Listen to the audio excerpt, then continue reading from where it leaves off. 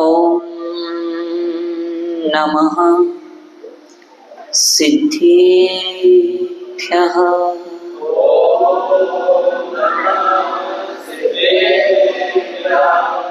जय श्री ओम नमः सिद्धेभ्यः।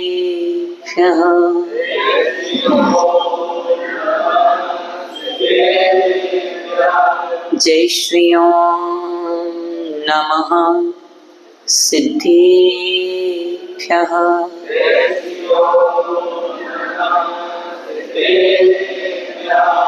नमोकार मुक्तिका प्रदाता,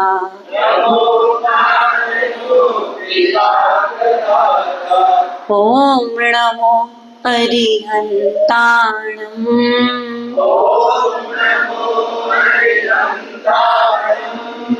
जो गाता निज को पा जाता,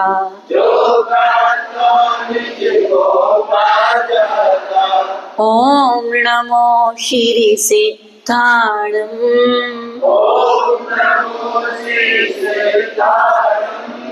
सुख का उजड़ा चमन खिलाता,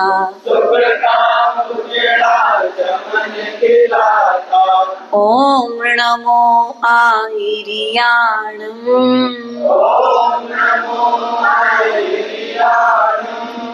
जीवन को नई दिशा दिखाता,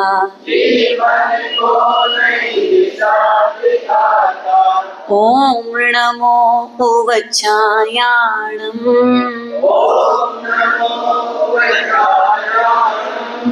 हो जाए कल्याण तेरा कह, नमो लोए सव साहूणम्,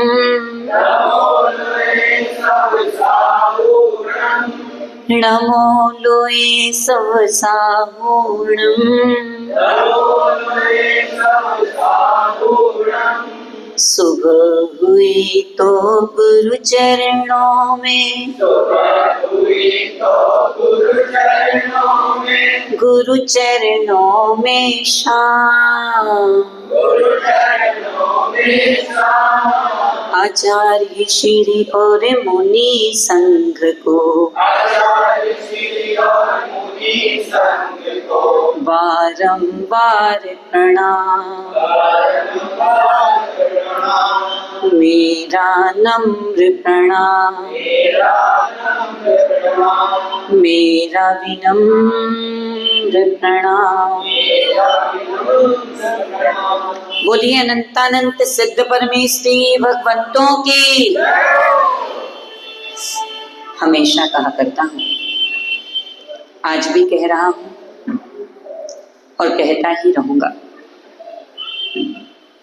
परमात्मा के जय घोष में पूज्य पुरुषों के, महापुरुषों के, दिव्य पुरुषों के, महनीय पुरुषों के जय घोष में जो अपने छोटे छोटे से हाथों को आकाश की ऊंचाई देता है, वो जीवन में अनंत अनंत ऊंचाइयों को पाता है।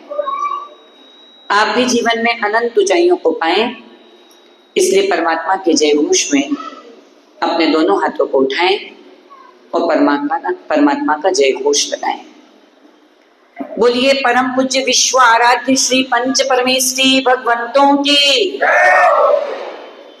अतिशयकारी सप्त भय भंजक कैवल्य कमलाधिपति, त्रिभुवन मनोज्ञ, भुवन मोहक, त्रिभुवन पूजी, पल पल स्मरणीय, श्याम वर्णीय श्री श्री 1008 मुनि सुब्रत नाथ भगवान की, चैतन्य चिंतामणि पार्श्वनाथ भगवान की, बचे हुए सभी भगवान की, परम पूज्य चारित्र चक्रवर्ती आचार्य भगवान शांति सागर जी महाराज की, गुरु नाम गुरु आचार्य महोदय श्री ज्ञान सागर जी महाराज की, संसार सिंधु के तारक, परमोपकारी, सिद्ध समय सार, प्रसिद्ध मूलाचार, शोभनी यश के धारक, आर्य पुरुषों में श्रेष्ठ,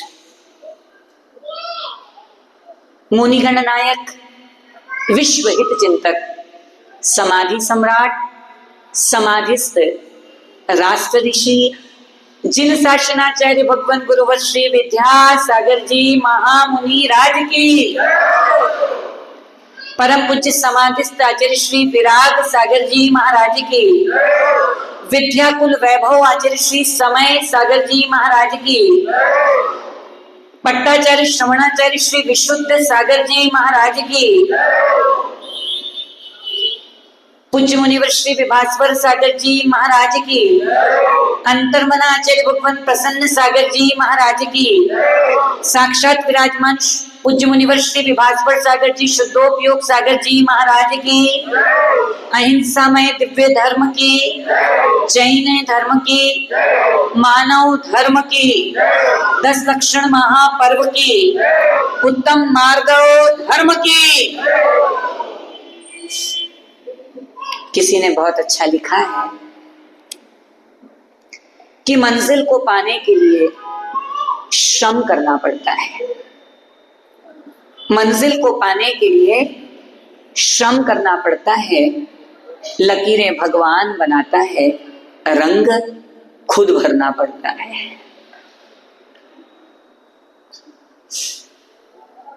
कल हमने उत्तम क्षमा धर्म को जिया और हमने क्रोध को अपने ऊपर हावी नहीं होने दिया,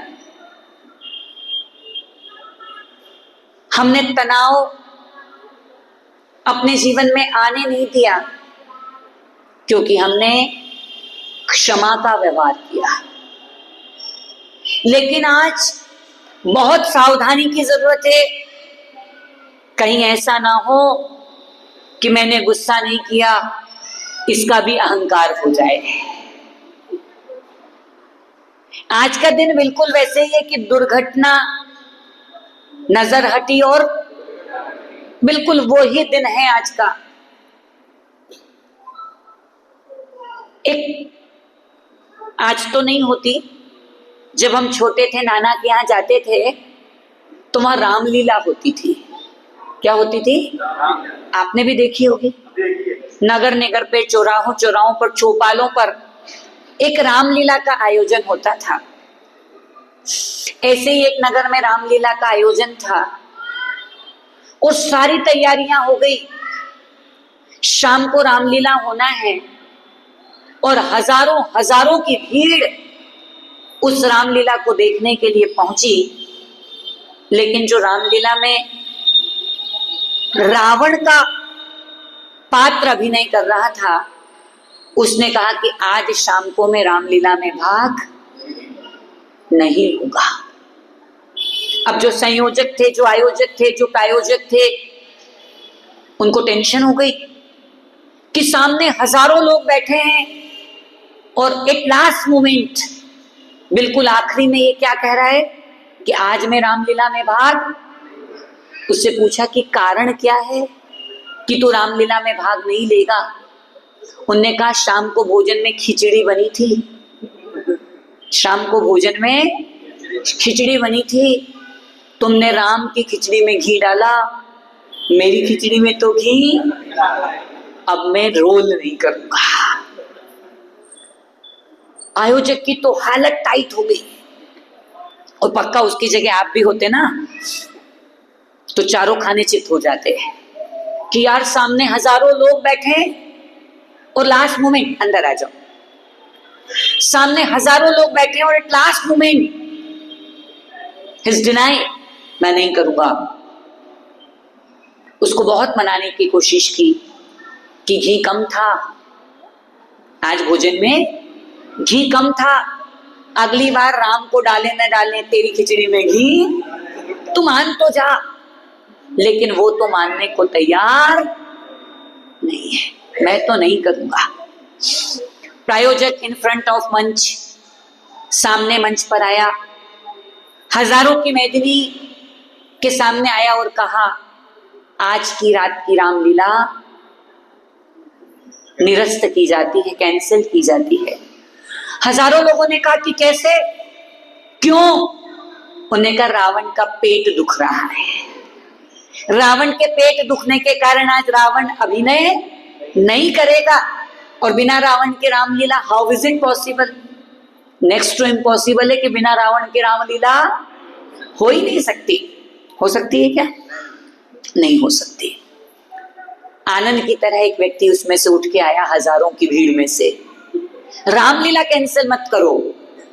प्रायोजक ने कहा फिर रामलीला करें कैसे, क्योंकि रावण नहीं है। उन्होंने बोला चिंता नहीं करो, थोड़ी मेहनत मैं करता हूं, थोड़ी आप सब करो। मतलब थोड़ी मेहनत मैं करता हूं, थोड़ी आप सब करो। कैसे? मैं जब मंच के सीधे हाथ की तरफ आऊं ना, आप सब सोचना मैं राम का पात्र अभिनय कर रहा हूं, और जब मैं मंच के उल्टे हाथ की तरफ आऊं तब आप सोचना मैं रावण का पात्र अभिनय कर रहा हूं। आपको मेहनत करना है कि जब मैं सीधे हाथ की तरफ आऊं तो राम, और उल्टे हाथ की तरफ आऊं तो, बस इतना ही तो सोचना है। मुझे नहीं पता आदि कि रामलीला हुई भी कि नहीं हुई, लेकिन जब मैं इस घटनाक्रम का साक्षी बना, जब मैंने इस घटनाक्रम को आलोडित किया, जब मैंने अपनी पैनी निगाहों से इस घटनाक्रम को पढ़ा, तब मुझे लगा कि ये किसी रामलीला के राम रावण की कथा हो ना हो, लेकिन यहाँ बैठे हर व्यक्ति के जीवन की कथा है। क्यों? क्योंकि जब आप मंदिर में होते हैं, जब आप गुरु भगवान के पास होते हैं, जब आप अपने प्रेमी के पास होते हैं, जब आप अनुकूल परिस्थिति में होते हैं, आप राम के रिप्रेजेंटेटिव लगते हैं। कौन लगते हैं आप? बिल्कुल राम के रिप्रेजेंटेटिव लगते हैं। आप में राम का जीवन दर्शन होता है। और जब आप अपने नौकर के सामने होते हैं, जब आप अपने से किसी छोटे व्यक्ति के सामने होते हैं, जब आप अपने से किसी कमजोर व्यक्ति के सामने होते हैं, जब आपने किसी को पैसा दिया हो और वो गरीब आपका पैसा न चुका पा रहा हो, तब आप बिल्कुल बिल्कुल किसने कहा रावण के रिप्रेजेंटेटिव होते हो। जब प्रतिकूल परिस्थितियां होती है तो राम का जीवन चला जाता है और रावण का जीवन आ जाता है। मैं आपसे पूछ रहा हूं, मनवा तू रावण तू राम, मनवा तू रावण तू राम। एक ही व्यक्ति में बहुत सारी अनुकूल परिस्थितियों में राम भगवान के सामने, गुरु भगवान के सामने राम दिखते हैं, और उसी व्यक्ति में जब प्रतिकूलता आती है तो रावण का दर्शन भी हो जाता है। मैं दो प्रश्न आपसे पूछूंगा। आकाश, राम में ऐसा क्या था जो तुमको खूब पसंद है? राम में ऐसा क्या था जो तुमको खूब पसंद है? बोलो दीपेश बाबू, राम के पास ऐसा क्या था जो तुमको खूब पसंद है? राम को पसंद करते हो कि नहीं? बोलो ना, अरे कुछ तो बोलो। करते हैं पसंद। तो राम के पास ऐसा क्या था जो आपको बहुत पसंद है? हाँ, विनम्रता। और राम की बात कर रहा हूं, रावण की बता रहे हो? मर्यादा, आज्ञाकारी। बहुत सुंदर। चलो अगला प्रश्न पूछ लेता हूं। रावण में ऐसा क्या है जो आपको पसंद नहीं है? रावण में ऐसा क्या है जो आपको पसंद? बहुत बढ़िया, बहुत बढ़िया, मैं मान लेता हूं।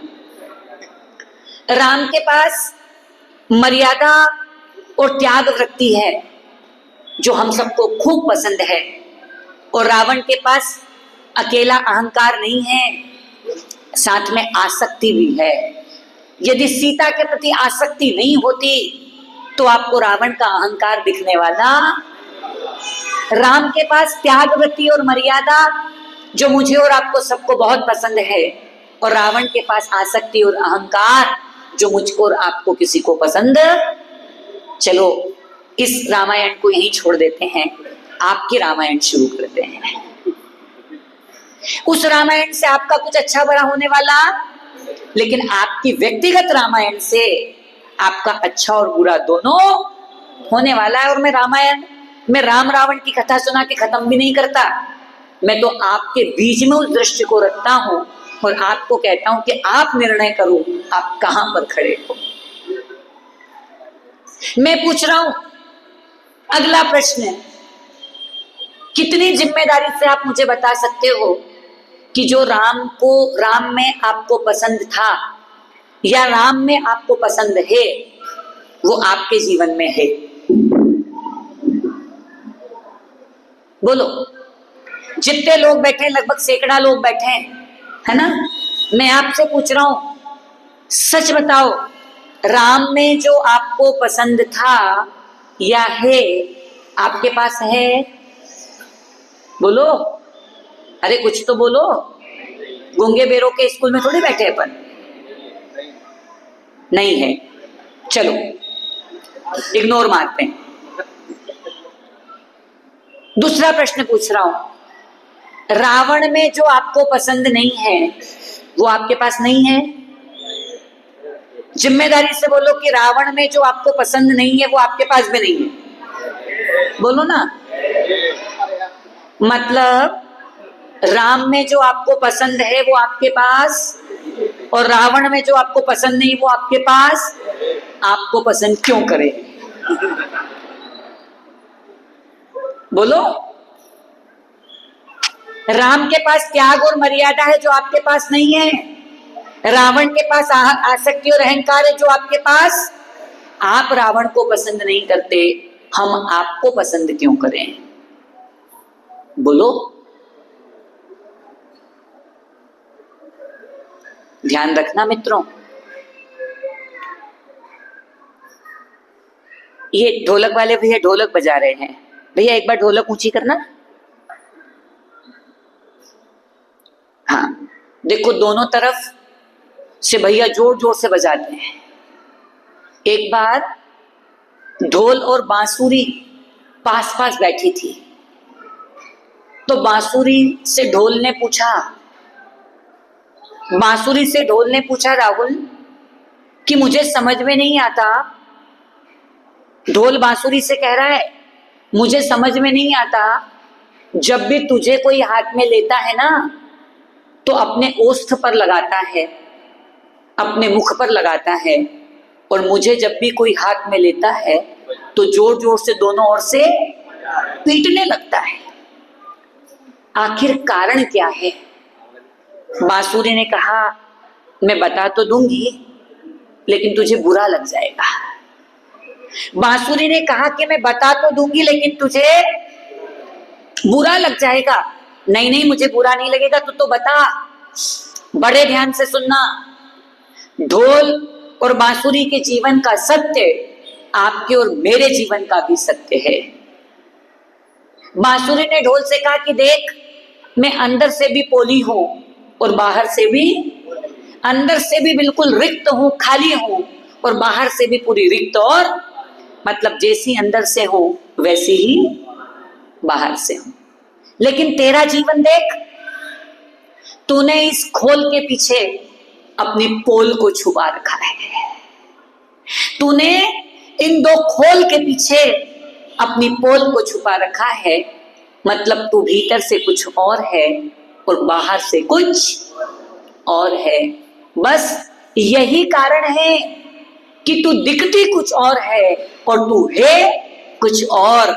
बस यही, जिस व्यक्ति का जीवन ऐसा होता है कि पोल के अंदर खोल के रूप में पोल को छुपा के रखने का जिसका जीवन होता है, जिसका जीव का जीवन और सत्य का जीवन अलग होता है, उसके जीवन में ढोल जैसी पीठ हमेशा आती है।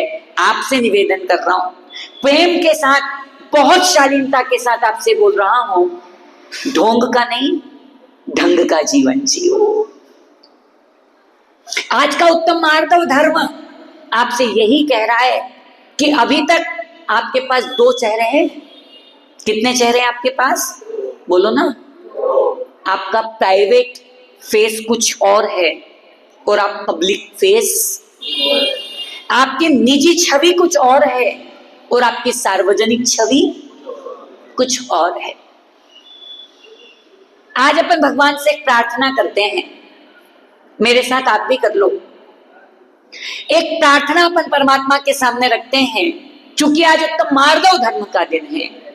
जीवन में सरलता कैसे आए, जीवन में नम्रता कैसे आए, जीवन में कोमलता कैसे आए। आरती भाभी रोटी बनाती है ना, आटा जितना बारीक पिसा होता है रोटी उतनी मुलायम बनती है, ऐसे ही है ना। आटा जितना बारीक पिसा होता है रोटी उतनी मुलायम बनती है। निश्चित जीवन में जितना कोमलता का एहसास होगा, जीवन उतना नर्म, उतना मुलायम अपने आप बनता चला जाएगा। मैंने आपसे कहा कि अपन एक प्रार्थना करते हैं, एक प्रार्थना करते हैं अपन, और ये प्रार्थना बहुत छोटी सी है। बोलो कि भगवान इतना बल दे कि या तो जो मेरी निजी छवि है वो पब्लिकली हो जाए, सार्वजनिक हो जाए, या फिर जो मेरी सार्वजनिक छवि है उसको मैं अपने निजी बना लूं। दोनों में से कुछ एक करना पड़ेगा। या तो पब्लिक फेस, जो आपका व्यक्ति पब्लिक है उसको प्राइवेट बना लें, या फिर जो प्राइवेट है वो पब्लिकली कर लें। अभी सच्ची बताओ, अलग अलग है कि नहीं? बोलो, अभी आपकी निजी छवि और सार्वजनिक छवि अलग अलग है कि नहीं? बोलो ना, जो है वो बोलो। किसी ने मुझसे पूछा कि लड़के को देखने या लड़की को देखने जाना तो किससे पूछना? मैंने कहा परिवार से पूछो, परिवार से ज्यादा उनको कोई जानता। आपसे बहुत शालीनता के साथ निवेदन कर रहा हूं, आज का दिन बहुत महत्वपूर्ण दिन है। रक्षा, सर्दी आती है, और सर्दी आती है तो हाथ पैर फट जाते हैं, तिरार आ जाती है, रूखे हो जाते हैं। एक समझदार आदमी क्या करता है? क्या करता है? ग्लिसरीन लगाता है ना। क्या करता है? ग्लिसरीन लगाता है, जिससे रूखी फटी त्वचा। मैं भी आपसे निवेदन कर रहा हूं, आपके भी घर परिवार को जब देखता हूं ना, आपके रिश्ते नातों को जब देखता हूं, भाई बहन का रिश्ता, देरानी जेठानी का रिश्ता, भाई भाई का रिश्ता, पिता पुत्र का रिश्ता, मुझे भी ठंडी में फटी हुई स्किन जैसे दिखते हैं। जैसे ठंडी में जब स्किन फट जाती है तो ग्लिसरीन लगा करके आप उसको ठीक कर लेते हैं।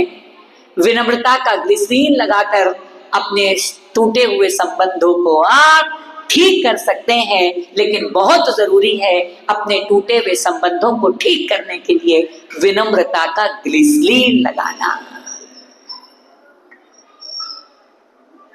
क्या है ये अहंकार? अहम करोति इति अहंकारः। आप लोग थोड़ी सी जगह दो, हमने इसलिए कहा था कि आप लोग जगह वहां से चौकीदार वाली जगह छोड़ दो।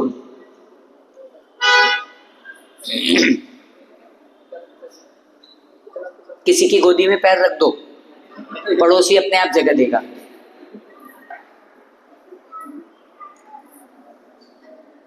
अहम करोति इति अहंकारः, मैं करता हूं, ये जो भाव है ना, यही अहंकार है।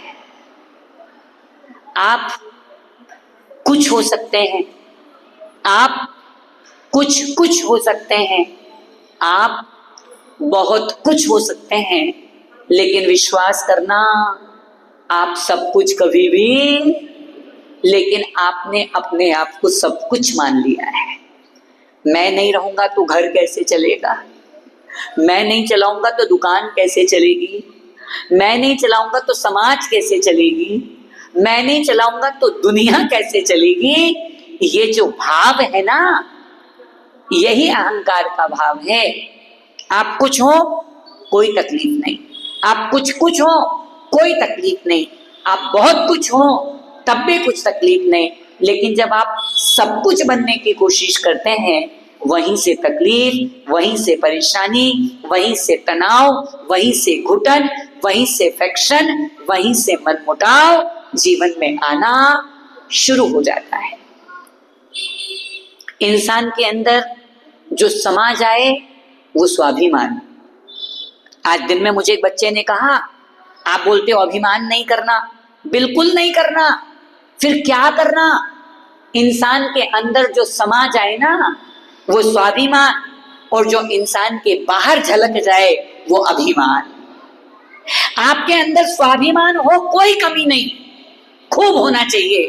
बिना स्वाभिमान का किसी का जीवन होना ही नहीं चाहिए, लेकिन वो स्वाभिमान आपको भीतर तक डुबो करके रखता है और अभिमान आपका बाहर सर चढ़ करके बोलता है।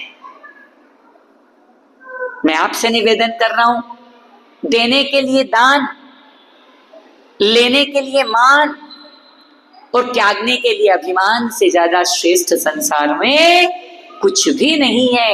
यदि देना पड़े तो दान देना, लेना पड़े तो मान लेना, और त्यागना पड़े तो अभिमान को त्याग देना, संसार में उससे ज्यादा श्रेयस्कर और कुछ भी नहीं है। पंछियों को ऊपर उड़ने के लिए पंखों की जरूरत होती है ना? ऐसा ही है ना? पंछियों को आकाश में उड़ने के लिए पंखों की जरूरत होती है। आदमी को ऊंचा उठने के लिए झुकने की जरूरत होती है। जो जितना झुकता है वो उतना ही ऊंचा उठता चला जाता है। आपको भी यदि जीवन में ऊंचाइयों को पाना है तो चंवर से, रोज सुबह मंदिर में व्यक्ति चंवर ढुराता है ना? अरे बोलो ना हाँ। सोचो वो चंवर आपको यही शिक्षा देते हैं कि जो जितना झुकता है उतना उठता चला जाता है। झुको और झोली भरो। आपसे निवेदन करने बैठा हूं, जैसे अणु से ज्यादा अल्प और आकाश से ज्यादा विराट इस संसार में कुछ भी नहीं है, ऐसे ही मार्दव से ज्यादा श्रेष्ठ संसार में कोई दूसरा गुण नहीं है। और मार्दव का मतलब नम्रता, मार्दव का मतलब कोमलता, मार्दव का मतलब फ्लेक्सिबिलिटी। झुकने की कला यदि आपके पास आ जाती है तो विश्वास करना, आप जहां भी जाते हैं व्यक्ति आपके लिए 2 कदम ज्यादा झुकता है और आपको उठा लिया करता है। आपको अपने जीवन में ये जो मान है ना, इसकी नोक बहुत पैनी है। ये जो मान है ना, इसकी नोक बहुत पैनी है। ये सीधे दिल में जाकर के घुसती है। द्रौपदी ने क्या कहा था? क्या कहा था? एक द्रौपदी का शब्द दुर्योधन के हृदय में ऐसा पैनापन पैदा कर गया, इतना पैना होकर के चुभा कि क्या हो गया? पथश्री महाभारत कथा प्रस्तुत करता गोदरेज। एक शब्द ने महाभारत का संग्राम कर दिया। लाखों करोड़ों की सेना हताहत हो गई।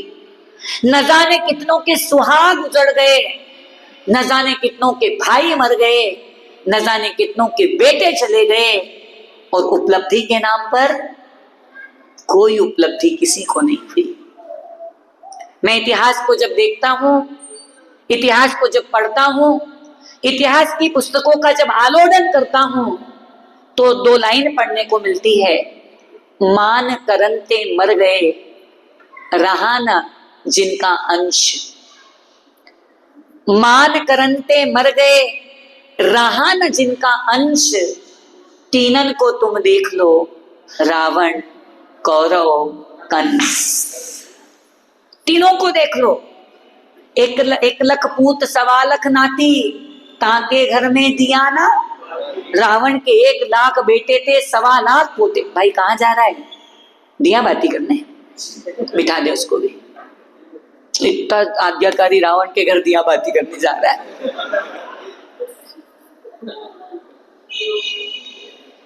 एक लख पूत 1.25 लाख नाती, ताके घर में। सोचो कैसा अभिमान था, कैसा अहंकार था, आई एम समथिंग का क्या भाव था कि जिसके 1 लाख बेटे थे, 1.25 लाख पोता पोती थे, उस रावण के घर में कोई शाम को दीपक लगाने वाला विशेष। Credit goes to I am something, मैं कुछ हूं, है ना। ये जो बीमारी थी और उसको नहीं थी, ये आपको भी है, नहीं है? बोलो ना, है कि नहीं? ये बीमारी आपको भी है। मैं आपसे बहुत अच्छे से निवेदन कर रहा हूं। दार्शनिक कन्फ्यूशियस बिल्कुल जीवन के अंतिम 1-2 घंटे उसके पास बचे थे। उसके बहुत सारे शिष्य थे। उन शिष्यों ने अपने गुरुदेव से कहा कि गुरुदेव, आप जीवन से जा रहे हैं, कोई जाते जाते एक अमृत सूत्र, कोई एक संकेत आप हमको दे करके जाएं, जिससे हमारा आगामी जीवन अच्छे से जी सके। कन्फ्यूशियस ने अपना मुंह खोल दिया। शिष्यों ने कहा कि हमने आपसे पूछा है कि कोई संकेत दें, आपने मुंह खोल दिया। बोले इसी में संकेत है। मतलब मेरे मुंह में क्या है? बोले आपके मुंह जिह्वा के अलावा कुछ नहीं है। अच्छा, जिह्वा के अलावा कुछ नहीं है? जी गुरुदेव, आपके मुंह में जिह्वा के अलावा कुछ नहीं है। बोले बस यही संकेत है। जीवान जन्म के साथ आती है और मरण तक रहती है। जीवान, जिह्वा समझते ना? जीवान जन्म के साथ आती है और मरण के साथ तक रहती है। जीवान कोमल है। कैसी है? कोमल है, नम्र है, नरम है। और दांत जन्म के बाद आते हैं और मरण के पहले आते हैं, जब भी तकलीफ देते हैं, और जाते हैं तब भी आते हैं जब व्यक्ति को पोटी लग जाती कि नहीं। छोटे बच्चे को 10 लग जाते, बुखार आ जाता, क्या क्या नहीं होता। बोले क्यों बीमार है? बोले इसकी दांत आ रही है। और जब जाते हैं तब भी व्यक्ति का खाना पीना, कोमलता जीवन में रहती है तो जीवन बड़े आनंद के साथ चलता है, और कठोरता जीवन में आती है तब भी तकलीफ है, और जीवन से जाती है तब भी तकलीफ होती है।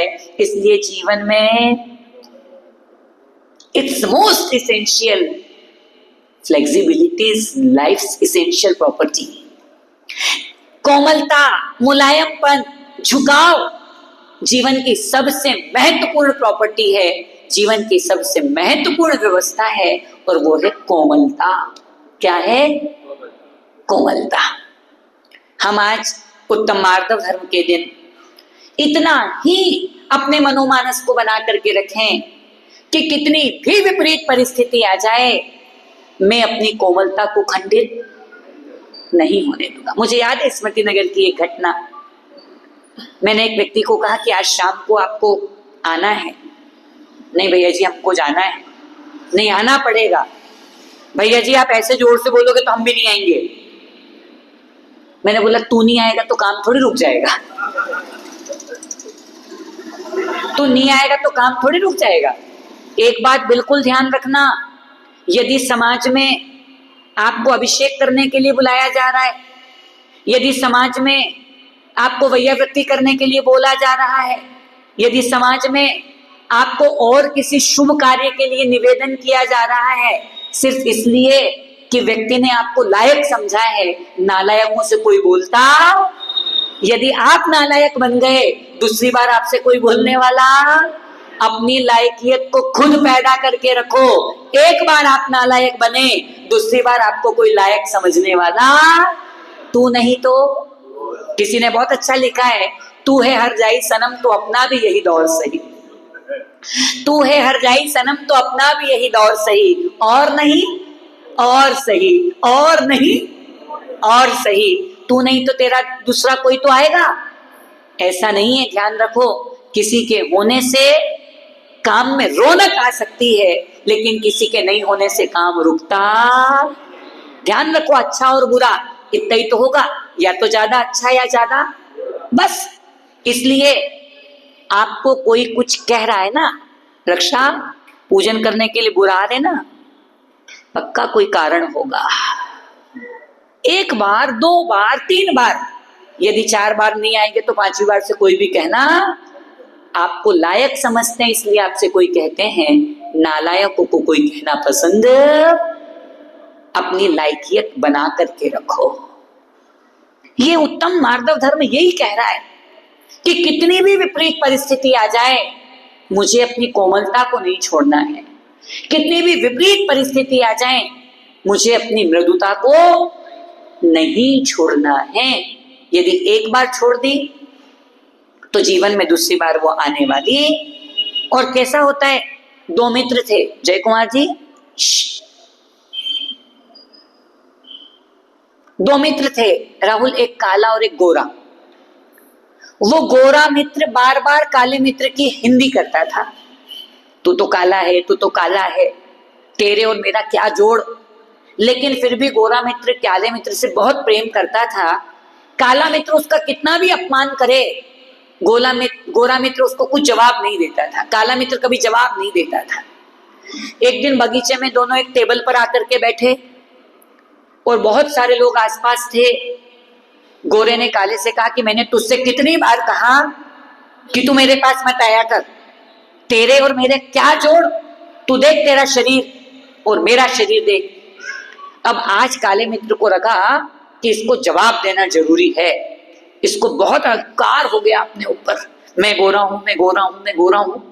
ठीक है, उन्होंने बोला, देख भाई, तू गोरा है ये पक्का है, मैं तेरे जैसा हो भी नहीं सकता और होना चाहता भी नहीं। क्यों? इतना सा सोच, तेरे गोरे शरीर पर यदि थोड़ा सा काला दाग लग जाए तो तेरे शरीर की रौनक बढ़ेगी कि कम होगी? बोलो ना, बढ़ जाएगी। गोरे शरीर पर एक काला दाग लग जाए तो लगता है तिल का दाग है ना। एक और किसी गोरे शरीर पर एक काला दाग आ जाए तो, किसी काले शरीर पर एक गोरा दाग हो जाए तो, बोलो ना, किसी काले शरीर पर एक गोरा दाग हो जाए तो क्या होगा? अरे बोले, इसको कोढ़ हो गया। भाई, मुझे तेरा गोरा शरीर चाहिए ही नहीं, क्योंकि मेरे काले शरीर पे तेरा दाग लग गया तो मेरा शरीर खराब। अब गोरा दोस्त अब कुछ बोलने लायक बचा क्या? तुम कितने ही अच्छे हो, लेकिन तभी तक अच्छे हो जब तक तुम्हारा व्यवहार अच्छा है।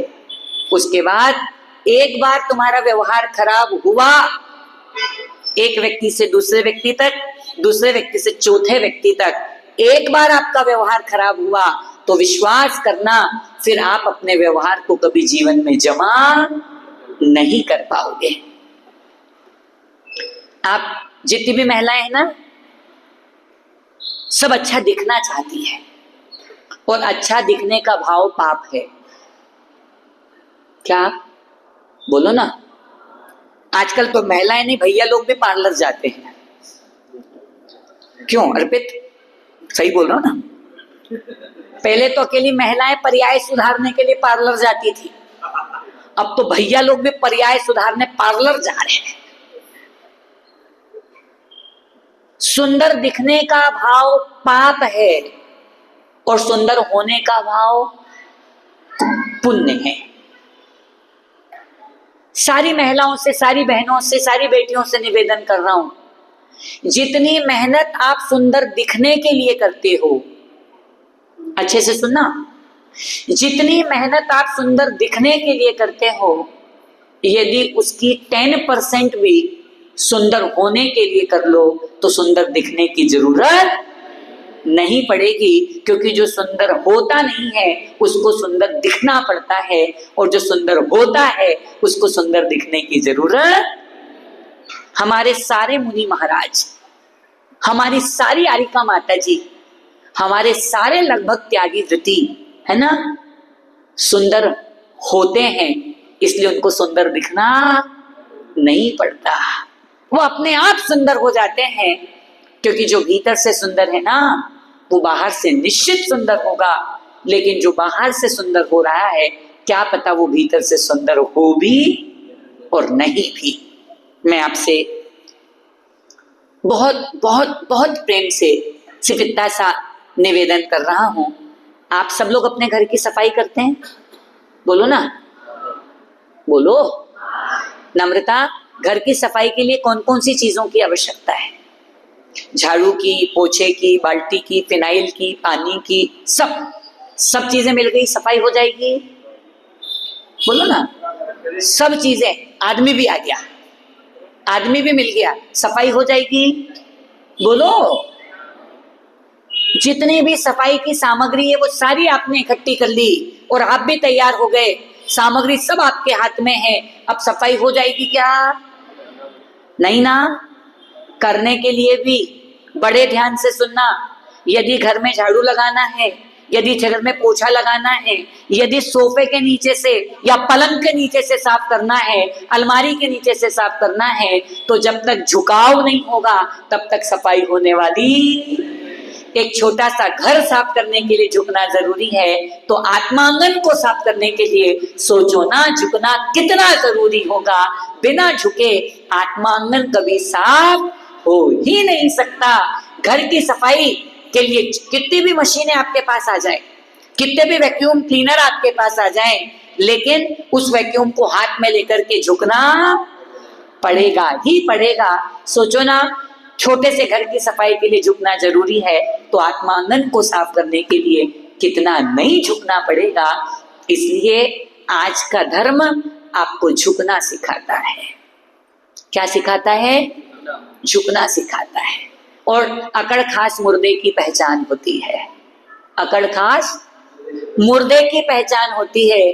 अरे झुकता तो वही है जिसमें कुछ जान होती है। यदि आप नहीं झुक रहे हैं मतलब मुर्दे हैं, यदि आपको झुकना नहीं आता है मतलब आप मुर्दे हैं, क्योंकि झुकता तो वही है जिसमें कुछ, बोलो ना, जान होती है। मैं आपसे निवेदन कर रहा हूं कि विनय हमारी शक्तियों का केंद्रीकरण करता है। ये जो विनम्रता है ना, ये जो किसी को, वो विनम्रता है क्या? अपने से छोटों को भी इज्जत देना और अपने बड़ों को भी इज्जत देना, अपने छोटों को भी बहुमान देना और अपने बड़ों को भी बहुमान देना। आदमी तो अहंकार में ऐसा तन रहा है कि वो अपने बड़ों को तो कुछ समझता ही नहीं। हम कब तक झुकेंगे? मैंने कल कहा था ना, गांठ अगर लग जाए तो फिर, गांठ अगर लग जाए तो फिर रिश्ते हो या डोरी, लाख करो कोशिश खुलने में वक्त तो लगता है। अहंकार की गांठ यदि जीवन में लग गई तो फिर बहुत मुश्किल हो जाएगी। अहंकारी की सोच कैसी होती है ओम भैया? वो छिपकली की सोच जैसी। अहंकारी की सोच कैसी होती है? वो छिपकली की सोच जैसी। राहुल, वो छिपकली सोच रही है कि मैं हूं इसलिए दीवार टिकी हुई है, छत टिकी हुई है। क्या सोच रही है वो छिपकली? मैं नीचे आई और छत नीचे आ जाएगी। मैंने ही छत को थाम रखा है, मैंने ही छत को रोक रखा है। अहंकारी की सोच छिपकली की सोच जैसी है कि मेरे कारण ये व्यवस्था बनी हुई है, मैं नहीं तो व्यवस्था नहीं। अहंकारी की सोच मुर्गे की बाघ की तरह होती है। मुर्गा सोचता है जब तक मैं बाघ नहीं दूंगा तब तक सुबह नहीं होगी। क्या सोचता है मुर्गा? जब तक मैं बाघ नहीं दूंगा तब तक सुबह होने वाली। ध्यान रखो, मैं आपको ऐसे अंगली नहीं करूंगा आज, क्योंकि मुझे पता है 3 मेरी तरफ भी होगी। तेरी 2, तेरी और 1000, सावधान हो जा। गुरुदेव का सूत्र वाक्य है कि तेरी 2 आंख, तेरी और 1000, सावधान हो जा। तुझे तो सिर्फ 2 ही आंखों से देखना है, लेकिन लोग तुझे 1000 आंखों से देखते हैं, इसलिए बहुत सावधानी की जरूरत है अपने जीवन में। साबुन को देखा?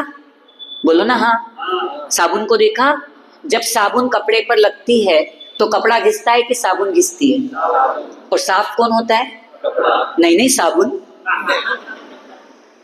साबुन को जब कपड़े पर घिसते हैं तो घिसते साबुन है लेकिन साफ। ऐसे ही अहंकार जब जीवन में आता है तो बहुत तकलीफ देता है, लेकिन जैसे ही विनम्रता जीवन के कपड़ों पर लगती है तो साबुन तो घिसती है लेकिन जीवन का कपड़ा साफ सुथरा हो जाता है।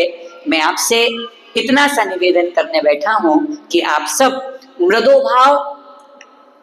मृदोभावम मार्दवम, ये जो हमारे भीतर में मृदुता का भाव है, ये हमारे भीतर में कोमलता का भाव है, ये हमारे भीतर में जो नम्रता का भाव है, बस यही उत्तम मार्दव धर्म है। और सच्ची में राहुल, कोई भी व्यक्ति 24 घंटे अकड़ के नहीं जी सकता। कोई भी व्यक्ति संसार में 24 घंटे अकड़ के जी सकते हैं क्या? कोई एक व्यक्ति तो होगा जिसके प्रति आपको विनम्र होना ही पड़ेगा। हम सब नरक की तरफ जाना नहीं चाहते, लेकिन नरक जाने का मार्ग है मान, और पतन का मार्ग है अभिमान। और मोक्ष जाने का रास्ता कौन सा है? विनय मोक्षम द्वारम। आचार्य भगवान कहते हैं विनम्रता से मोक्ष तक पहुंचा जा सकता है। हम अपने जीवन में विनम्रता को स्वीकार करें। बहुत बड़ी बड़ी बातें नहीं, बहुत छोटी सी बात। आपने आंधी तूफान देखा और किसी बगीचे को देखा? जब आंधी तूफान आता है, जब बगीचे में से बड़े बड़े बांस के पेड़ जड़मूल से उखड़ जाते हैं। एक बार घास और बांस की चर्चा हुई। किसकी चर्चा हुई?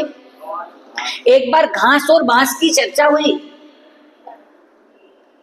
बांस ने घास से कहा, क्या तेरी औकात है? देख मेरा आकार, देख तेरा आकार। तेरे को कोई भी पैरों में रोंदता है और मुझे सर उठा करके व्यक्ति को देखना पड़ता है। घास ने कहा, बात तो ठीक है, आपका आकार बहुत बड़ा है और मेरा तो बहुत मामूली सा अदना सा है।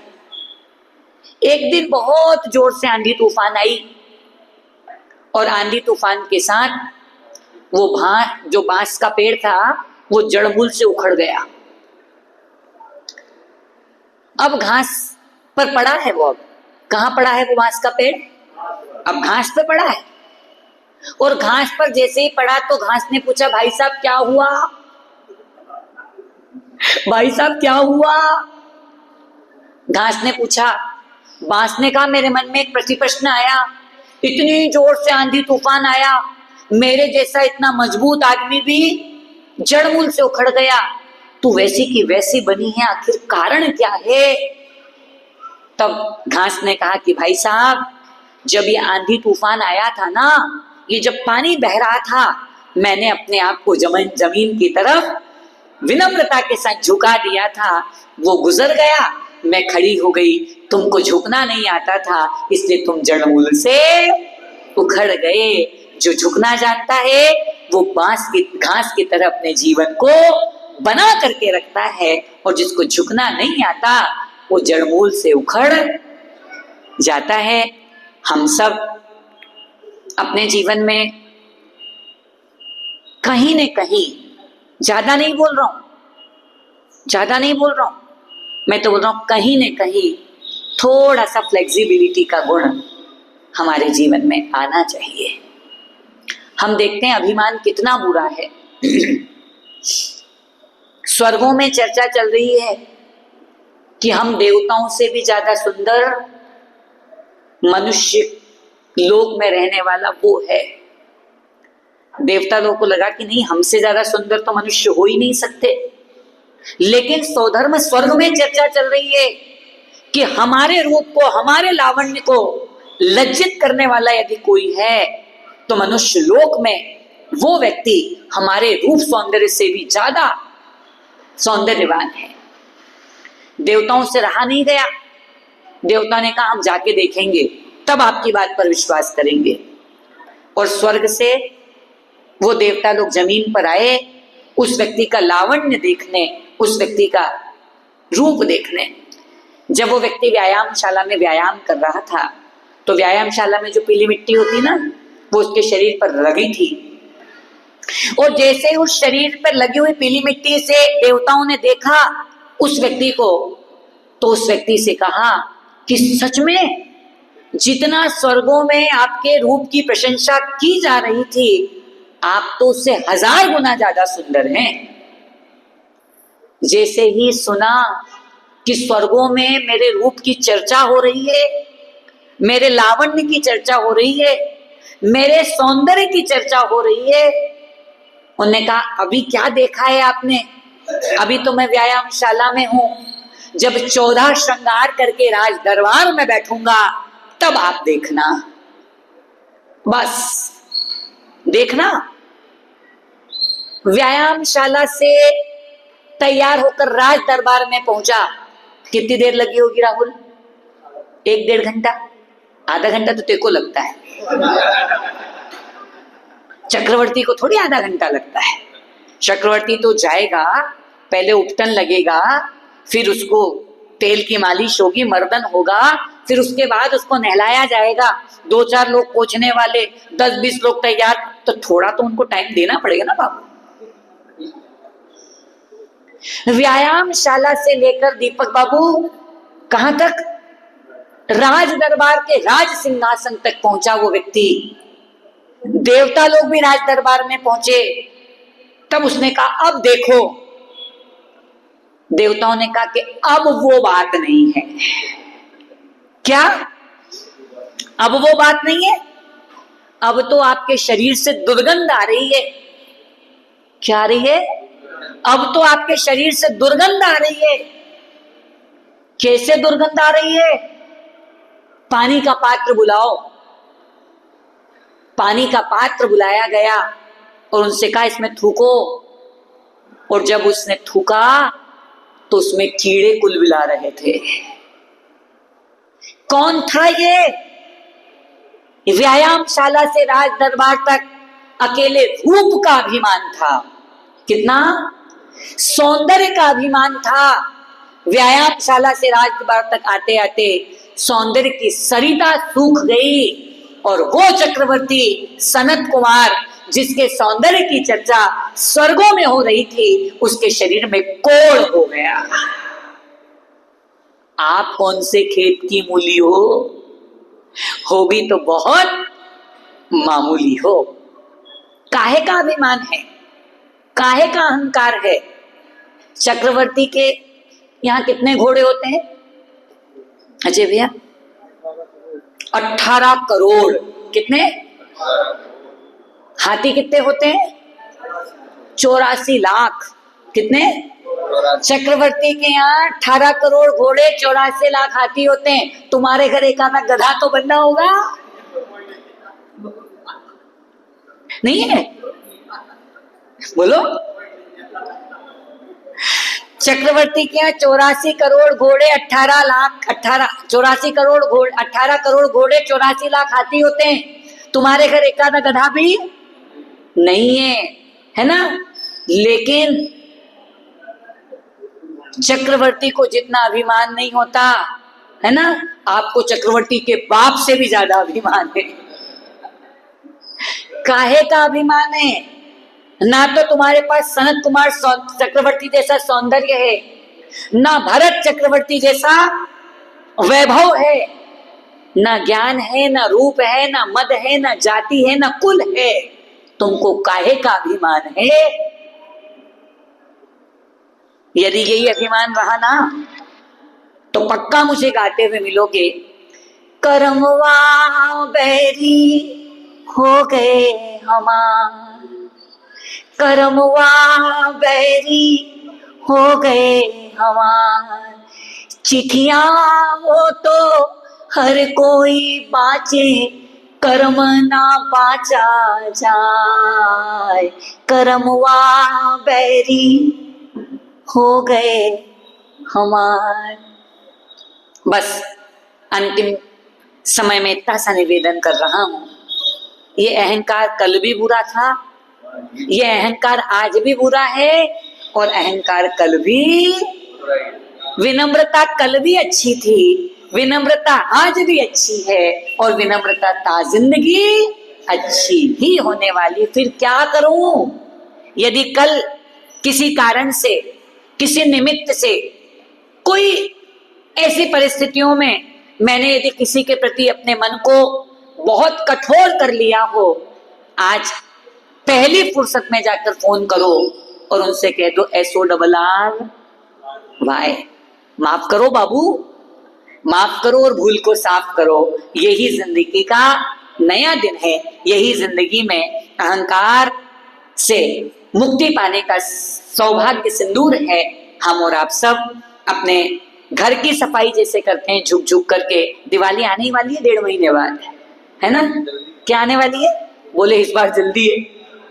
1 महीने 1.25 महीने के बाद दिवाली आने वाली है और हर घर में दिवाली की सफाई बोलो ना कि नहीं होती?